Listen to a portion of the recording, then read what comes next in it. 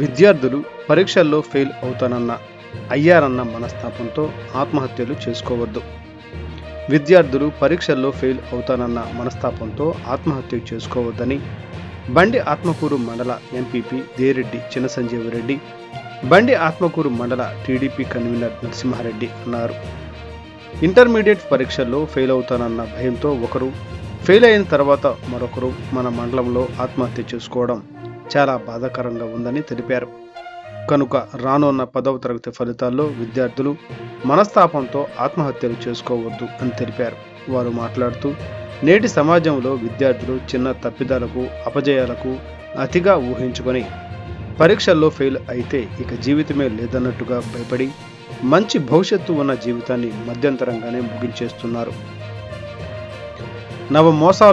నవమాసాలు మోసి పెంచి పెద్ద చేసిన తల్లిదండ్రులను కాదనుకుని క్షణికావేశంలో తీసుకుంటున్న ఈ అపరిపక్వ నిర్ణయాలు తల్లిదండ్రులను జీవితకాలం పాటు బాధిస్తుంటాయనే విషయాన్ని పిల్లలు ఆలోచించాలి.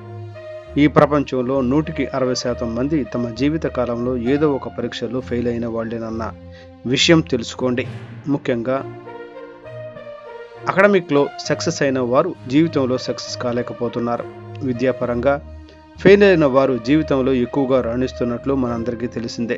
అలాగే విద్యాపరంగా ఎదురు దెబ్బలు తిని విజయవంతమైన ప్రసిద్ధి వ్యక్తులలో Thomas Edison, Albert Einstein, Oprah Winfrey, Walt Disney ఉన్నారు. ఈ వ్యక్తులలో ప్రతి ఒక్కరూ విద్యాపరమైన సవాళ్లు లేదా వైఫల్యాలను ఎదుర్కొన్నారు. కానీ చివరికి కృషి, సృజనాత్మకత ద్వారా వారి సంబంధిత రంగాలలో విజయం సాధించారు. కనుక మీరు కూడా ఏదో ఒక రంగంలో అభివృద్ధి సాధిస్తారు.